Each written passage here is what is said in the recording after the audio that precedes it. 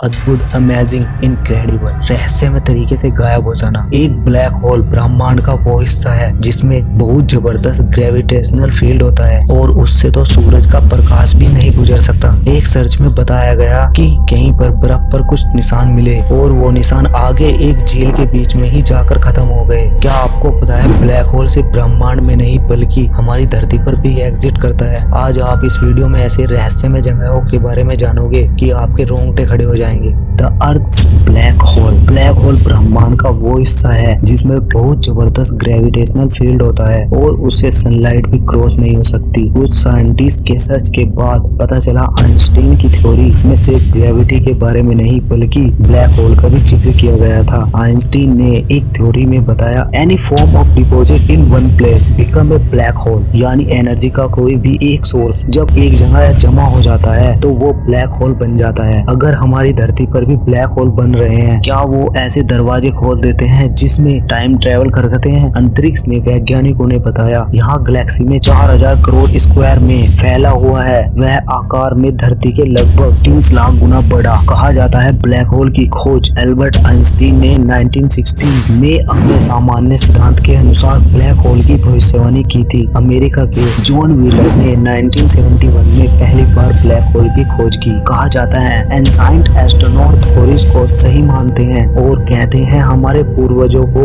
इस बात की जानकारी थी और इस कहानी को उन्होंने कई पत्थरों की संरचनाओं के द्वारा पूरी दुनिया में दिखाया गया है। इंका ब्राजील, यहाँ पत्थर की एक बहुत बड़ी स्ट्रक्चर बनाई गई है जिसे हम इंका स्टोन कहते हैं और सबसे रहस्यमय बात यह है कि उसको किसने बनाया और क्यों बनाया आज तक कोई पता नहीं लगा पाया। कुछ रिसर्चर्स ने उन्हें समझने का दावा किया लेकिन जिसने भी बनाया उन्हें एस्ट्रोनॉमी और फिजिक्स की बहुत जानकारी थी। विलियम हेनरी ने ये बताया कि इंका स्टोन की हाइट 12 फीट और लंबाई 150 फीट थी। उसके ऊपर बहुत कुछ गढ़ा गया मगर वो सब रहस्यमय है पर कोई नहीं जानता उसे क्यों बनाया गया और किसने लिखा। उनकी लिखावट को देखकर सिर्फ अंदाजा लगाया जा सकता है कि कहीं ऐसा तो नहीं किसी दूसरी दुनिया से आए एंसाइंट ने उसे लिखा हो। ईस्टर आइलैंड चिली देश का ऐसा महाद्वीप है जो प्रशांत महासागर में बसा है। चिली के तट से 3200 किलोमीटर दूर वहाँ कभी रापा लुई नाम के लोग रहा करते थे। सैकड़ों साल रहने के बाद 18वीं सदी में अचानक वो एक रहस्यमय तरीके से गायब हो गए। ईस्टर आइलैंड पर अचानक से ऐसा क्या हुआ होगा जो रापा लुई की पूरी सभ्यता इस विचार पर थी उनका जन्म किसी और से नहीं बल्कि एक बर्ड्समैन से हुआ है। और कुछ थ्योरीज के माने तो वो कोई बर्ड्समैन नहीं बल्कि परग्रही थे और ईस्टर आइलैंड पर जो कुछ हो रहा था उसमें उनका साथ था। कुछ साइंस का मानना है कि परग्रही के ग्रुप्स हमारी धरती पर टेलीफॉर्मिंग और जेनेटिक मटेरियल ले जाते रहे। करीब 27 करोड़ साल से वहाँ कुछ ऐसा भी हुआ है। 600 मूर्तियों का ऐसा कलेक्शन भी रखा गया है। इन्हें मोई नाम से पुकारा जाता है। कहा जाता है कि कोई इन्हें अगर हथौड़े से ठोके जाने के बावजूद भी इनमें छोटी मोटी खरोंच के अलावा कोई नुकसान नहीं पहुँचता। यहाँ कई रहस्यमय मूर्तियाँ हैं जो लगभग 100 टन से भी ज्यादा वजन की और 30-40 फीट लंबी है। इन्हें क्यों बनाया इस धरती पर? इन्हें बहुत सी ऐसी काल्पनिक और अविश्वसनीय जगह हैं जिनका